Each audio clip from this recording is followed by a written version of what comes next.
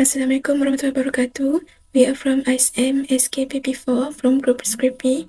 In this video, we are going to demonstrate a neural network using Python to solve a problem in data clustering. Let's start by understanding the Kohonen SOM class. This class is crucial for analyzing and managing the SOM. It takes parameters such as dimension of the SOM grid X and Y, and the length of input vector, input length, and the learning rate. Additionally, random weights are assigned to the neutron of the SOM during the analyzations. Next, let's start the discussion, the Euclidean distance calculation. This calculation is fundamental for SOM to determine the similarity between input vector and neurons, and provided code Euclidean distance method is implemented to calculate the Euclidean distance between two vectors. This method takes two vectors x and y as input and return the square root of the sum of square in differences between their elements.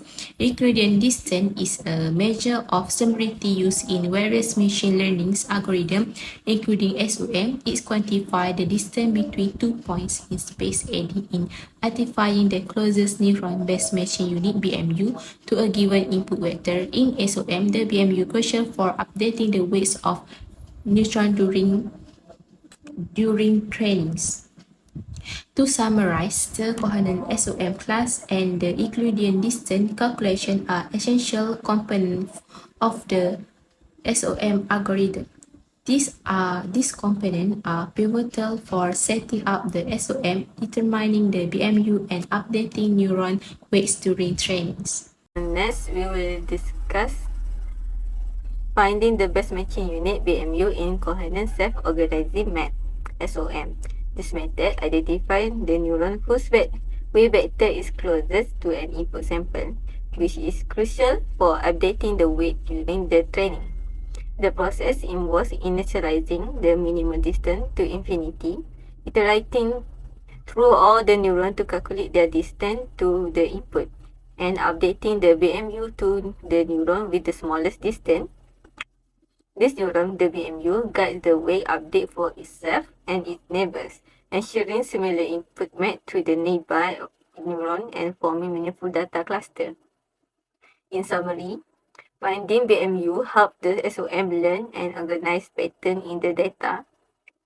Thank you for your attention. Next, we will discuss how the BMU and its neighbor weight are updated. Next is update weight. This method is designed to update the weight of neuron based on the input sample, BMU, and the current iteration. Initially, we set neighborhood radius to 1 to determine the extent of the neighborhood around the BMU to be updated. Then, the linear rate decreases linearly over time using the formula. Next, we use loop method to update weight. If a neuron is within the neighborhood radius, its weight is updated based on the learning rate and the difference between the input sample and its current weight. Next, we have training the SOM. So the training process of the SOM involves adjusting the weights of the neurons iteratively so that they represent the input data distribution. So first, we are going to find the best matching unit or BMU. So for each sample, the SOM identifies the BMU, which is the neurons whose weight vector is most similar to the input sample. So this is done by using the find BMU method, and then we are going to update the weight. After identifying the BMU, the SOM updates the weights of the BMU and its neighboring neurons to move them closer to the input sample. This is accomplished through the update weight method. The learning rate decreases over time. This decay allows the SOM to initially make larger adjustments to its weight, gradually reducing the magnitude of the weights updates as the training progresses. So this decay is implemented in the update weights method using the learning rate parameters. And then for the neighborhood radius, initially during the early stages of the training, the SOM can update a broader neighborhood of neurons. As training progresses, this neighborhood shrinks, focusing the adaptation process more locally around the BMU. So this neighborhood radius is typically reduced over time to achieve this effect. By repeating this process over multiple iterations and adjusting the learning rate and neighborhood radius accordingly, the SOM gradually organizes itself to represent the underlying structure of the input data. So at the end of the training, the SOM's neurons are positioned in a way that similar input samples are mapped to nearby neurons in the SOM grids. So this enables the SOM to effectively classify or cluster new samples based on their proximity to the neurons in the trained SOM grid. During the training phase, which we identify which neurons, which is the best matching units, correspond to each class of data. This is done by observing which neurons most frequently match with samples from each known class. For example, if a certain set of neurons frequently match a sample from class A during training, these neurons are associated with class A. This line of code calls the find underscore BMU method is to determine the BMU for the given sample.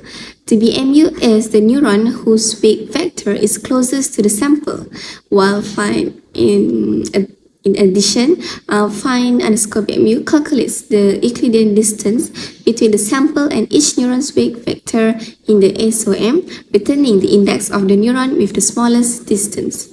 While for return BMI IDX, this line returns the index of the BMU. This index indicates the position of the neuron in the SOM grid that best match the input sample. Next, let's take a look at code for training data. Here is a breakdown of the code. Data equal to np.random.random 123. This line generates random training data using numpy's random.random function. The data is a 2D array with 120 rows and 3 columns. SOM equal to Kohonen SOM 443, linear rate equal to 0.001. This line creates an instance of the Kohonen SOM class with a 4 multiplied by 4 grade of neurons, 3 input dimensions, and a linear rate of 0.001. The linear rate determines how quickly the SOM learns from the training data. SOM.train data num iterations equal to 1000. This line trains the SOM using the train method of the Kohonen SOM class. The method takes 2 arguments, the training data and the number of iterations to train for. In this case, the SOM is trained for 1000 iterations. During training, the SOM adjusts the weights of each neuron to better represent the input data. The train method uses a better competitive learning algorithm, where each neuron competes to be the best matching unit BMU for each input sample. The BMU and its neighboring neurons are adjusted to be more similar to the input sample. After training, SOM can be used to map new input data to the 2D grid of neurons. It can be useful for visualizing high-dimensional data or for clustering similar data points together. Next, I will explain how to identify cluster. The first one, data segmentation. Class underscore A, class underscore B, and class underscore C. The purpose to divide the dataset data into 3 distinct classes, A, B, and C. Class underscore A contains the first 20 samples from data. Class underscore B contains the next 40 samples from index 20 to 59 from data. Class underscore C contains the remaining samples from index 16 onwards. The second one, classification using SOM. A underscore neurons, B underscore neurons, and C underscore neurons. The purpose to classify each sample in the 3 classes using a self-organizing maps SOM. For each sample in class underscore A, class underscore B, and class underscore C, the classify method of the SOM object is called. The classify method determines the best matching units BMU neuron for each sample. The BMU is the neuron in the SOM that is closest to the input sample in terms of a distance metric, typically Euclidean distance. The BMU indicates for all samples in each class are stored in a list A underscore neurons, B underscore neurons, and C underscore neurons. Number 3, identifying unique neurons.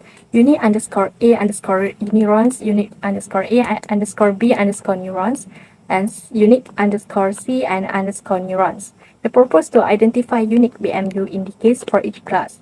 The list of BMU indicates A underscore neurons, B underscore neurons, and C underscore neurons are converted to sets.